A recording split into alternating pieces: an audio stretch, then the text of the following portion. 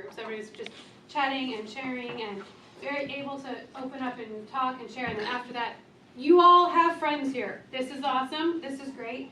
This is what community and parish life is all about, is having friendships and having relationships with people that you share your faith with. For some of you, it might mean that this is where you come, where you're connected to people that really have the same beliefs as you because you go to public school. For some of you, it's people that you go to school with. And you hang out all the time because you're at school and you're at church. And others, it's because you're involved in the same homeschooling co-ops and groups. And so you see each other. And then there's this overlap, right, where we have like, okay, I have my friends from here, I have my friends from there, I have my friends from all these different avenues, and then we come together and it's like, oh yeah, this is so-and-so that I know that goes to a different school or has this other like interests and activities, but yet we come together here and we see each other at church. This is amazing. This is, you have no idea, you guys, you have no idea how blessed you are. To be able to come to church and have amazing, awesome friends and families, and family friends, right? And families that you sometimes are probably like, oh, we're going to hang out with this family again. Like, we just saw them like 3 days ago. You know, it's kind of, sometimes it gets to be overload. Can we have a break? I love them, but we need a break, you know? Other times they're like, no break needed, we're all family, right? But it's so incredibly amazing to have this kind of support. And it's so incredibly amazing to be able to come to something like Vacation Bible School and participate with your friends in this type of leadership experience. It's awesome. So many people your age, so many young people do not have these kinds of friendships. So many. So I want to start with this because I want to reiterate and tell you how important and incredible it is that you have the friendships and the relationships that you have here at this parish. It is something to be treasured. It is something that not many people have. You've grown up with it, some of you, from like the time, from your whole life, that all you can remember is this kind of environment. This is all you know. I speak from experience. I went to public school my entire life. I did not have this. I had friends, but I didn't have like this kind of community that exists here at Star. And so be grateful for that. Be grateful for what you have here. And then let's take that beautiful, beautiful, beautiful experience that you have and let's step back for a minute and let's just refocus on Vacation Bible School. Okay? Why are you here in this room? Why are you sitting here right now listening to this crazy pregnant lady talking to you? Okay? Why? Because you're going to be a volunteer, leader, servant, amazing volunteer at Vacation Bible School. Okay? What should your focus be during Vacation Bible School? Who should your focus be during Vacation Bible School? Well, Jesus, first and foremost. And who are we trying to give Jesus to during Vacation Bible School? The kids? The kids. Okay? The kids are our focus here. Okay? Not your friends. Your friends are going to be your friends whatever happens this week. Okay? Your friends are going to be around. Your friends are going to be the ones that at the end of the day are going to be like, I can't do this.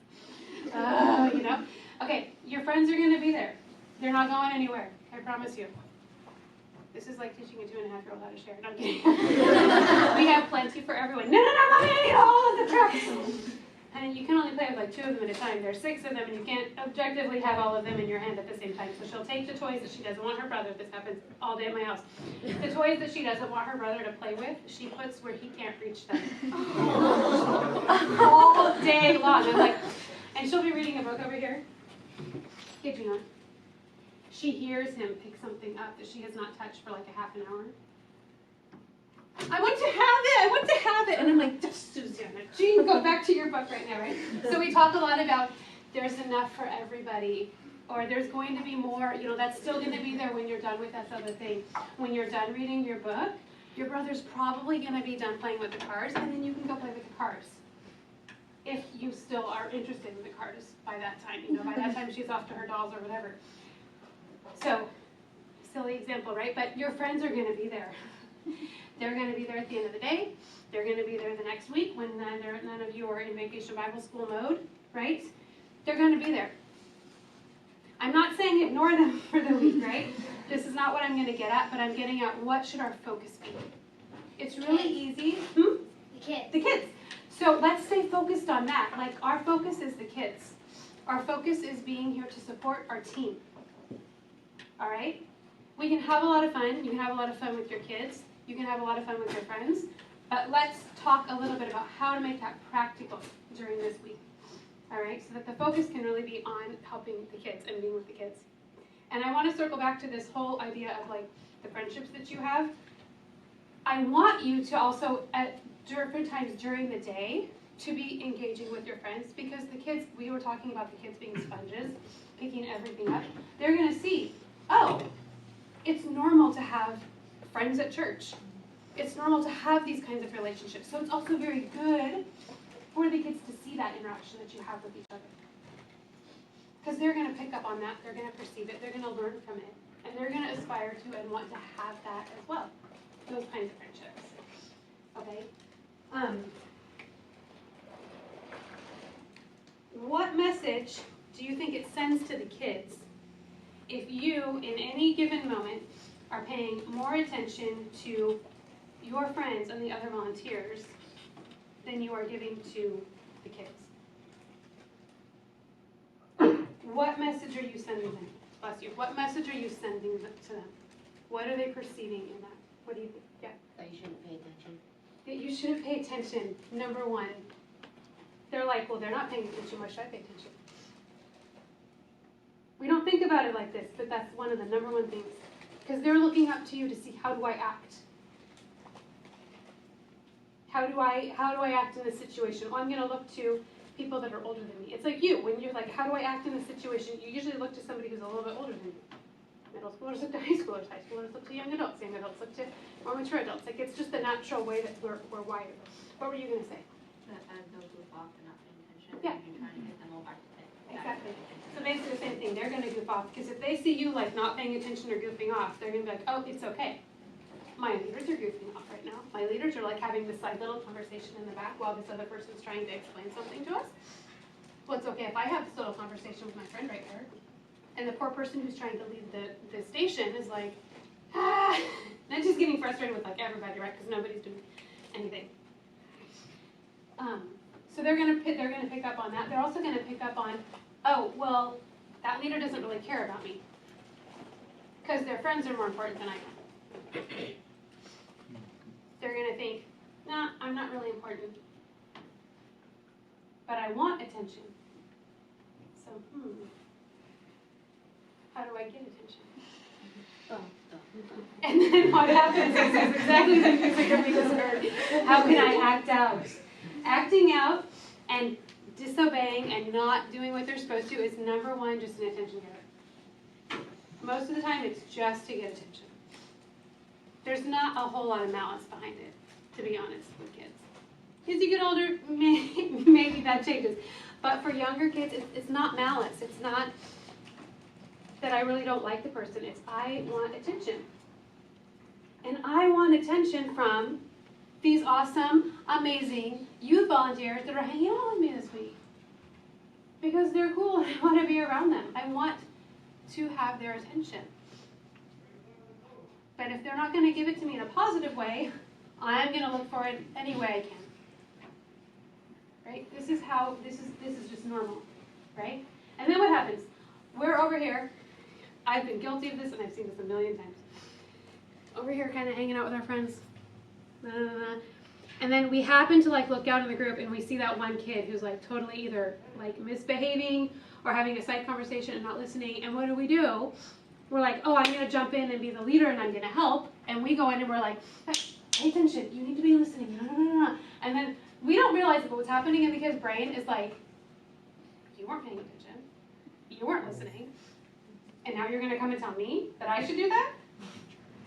What do you think I am? Like, they don't even realize they're having these thoughts, okay? Like, it's not that they're like consciously having these like reflections in their minds, but this is what's happening in their little brains, right? Is that they're seeing an inconsistency in you.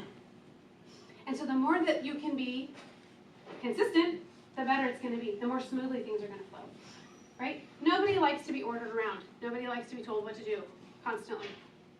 I don't want you to have to be in a position where you're constantly having to tell kids to get back on track, to da-da-da. If you're with them, in the midst of them, it will change everything. This is the key. This is the key to having good group management, first of all, with young children. But also just getting this, everybody having a good time, okay? So we're going to talk about some practicals on that, in that regard in a sense. But yeah, acting out to get attention is like number one thing they're just, because they want it. They want it, and rightly so. Like in their minds, they think that you're there to be with them and to hang out with them. And you are. So, let's help them give, and it's a week. It's not like we're asking you to do this. Like, you're not signing up for, the entire summer of being with these kids and having to keep them. It's a week. And it's gonna be a lot of fun. You all are gonna have a lot of fun. So how can we practically what can we practically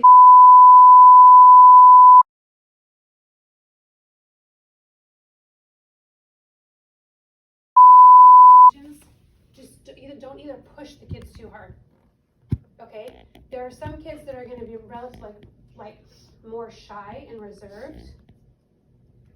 And you're going to be able to tell the difference. There's the kid who's kind of shy and kind of halfway doing it, but not really dancing. They're shy. They're a little more reserved. They're insecure about something. And then there's the kid who's like this on the floor. That's me. And there's always one. There's always one in every group. And they're like, and you're like, could you stand up? And they're like, and then they're gonna do what I said the kid was doing. You want me to stand up?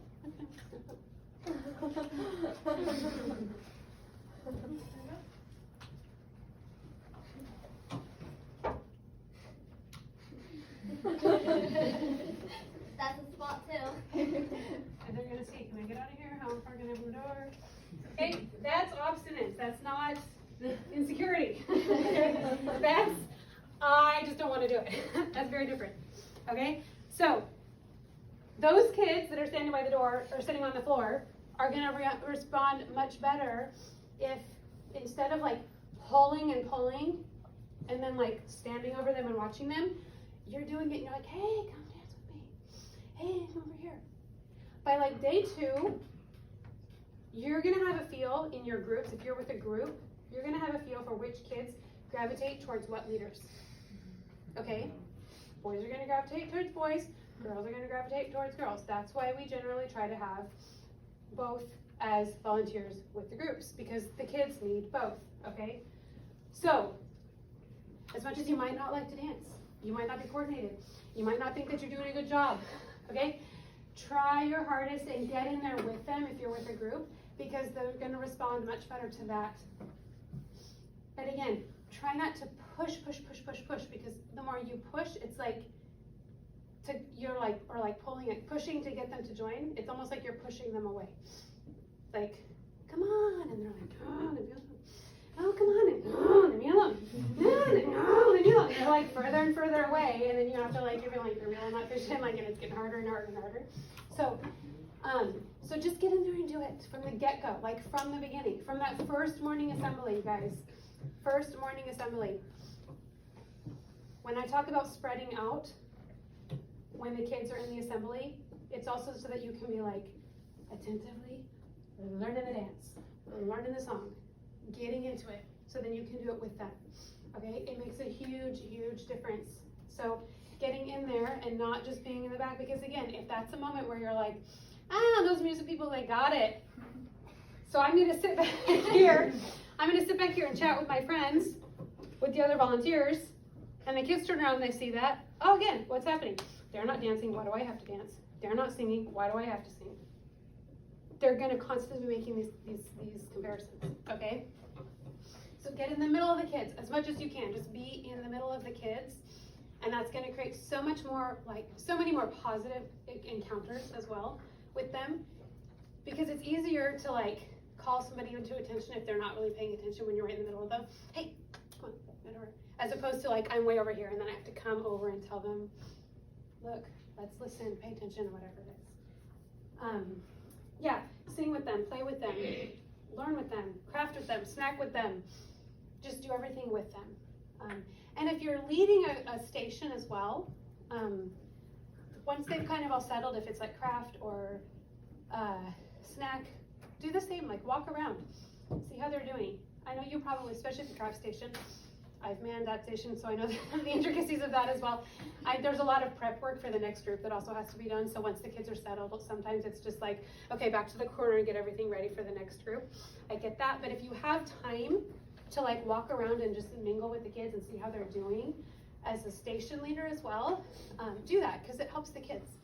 Because you're all different personalities, so different kids are going to connect with different people, and so as much interaction as they have with you, the better, like with all of you. So yeah, check in with your group leader before each station. As I was mentioning earlier, do you need me to be with the kids? Can I sit over here? Can I go to the bathroom? Just as they're getting settled, just check in. Like, that's always just a good note to keep in mind when you're with them. Yeah, it's really just a lot of being with. Oh yeah, that was what I said at the beginning. I had this final note last night and I was like, no, that needs to be at the beginning. That's like the most important part. So it's a lot of that. Do you have any questions? Like, I know sometimes it's hard. Like if you've been a volunteer here before, about like how to engage with the kids or how to like get involved, or just all of those different topics of like how to kind of like practically get in there, or if it's hard. Past experiences that you're like, oh my gosh, this happened, or I saw a lot of head nodding over here. What's happening? Like, yeah. It's really just that. Like the most important thing is just being in the middle, like having the focus. And that's what I want to end with is, what's your focus? Focus. The reason that you're here is for the kids, right? You have amazing friends here. It's an amazing community that we have here. So let's also highlight that and let the kids see that. Let's let that shine through in the way that you interact with one another, keeping it positive. Like I said, that you're positive, the kids are going to perceive that. Keeping your interactions with one another positive, and showing them that there are friendships that you have here, but at the same time, showing them that the most important thing about this week is you giving Christ to them, you being present for them, okay? And it'll be an amazing week. Just don't be afraid to like, just get in there and have fun with them. Let yourself be as silly, 6-year-old or something, in the sense that you just give your all. Like last year, what were we, 3rd and 4th grade last year? Is that the age we had? That for me is like the best age, because they're like right in the middle of, they're into it, but they're not like too far yet, but they're able to like really get everything. Like they're old enough to get into like all the stations and really get in, like do really well, but they're not too old that they're like, I'm too cool for this, I don't want to be here, I just want to be a volunteer. The last year that I did vacation Bible school at St. Cecilia's, there was this kid named Logan, who was hilarious, and he would always, Miss Cassie, yes, every time, like every week at religious ed, like whatever, can I just help with something? I mean, like all these little kids, he was like in 5th grade. 4th grade, they started in 4th grade. I mean, all these little kids, Miss Cassie, do you need help with anything? Yeah, Logan, can you go and get, okay, yeah, for snacks. I was like, no. VBS is rolling around, he's like, Miss Cassie, can I be a helper this year? Dude, you're only going into like 6th grade. Like, oh yeah, we have another year here.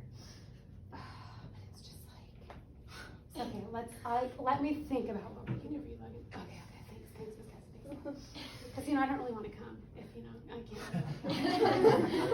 And he would talk to me like this. I was like talking to myself. I was like, this kid cracks me up. And he's tall for his age, and I'm short. So he was practically eye level. He'd be like coming up to me. So the last year, we had very few kids in his age. So I was like, okay, I'll cut a deal with you, Logan. I made a deal with Logan. You can like be a junior helper in one of the stations or whatever. Man, the kid had like the best time ever, and he was really good at it too. Like he's very. But I told him that you have to like do X, Y, and Z. Like you have to be. When it comes to like the assemblies and all of that, like you have to be with everybody else.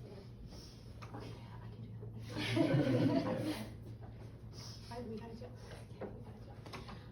it. So just let yourself get into it. Let yourself like be that good leader. Give yourself. Focus on kids. Giving them Jesus.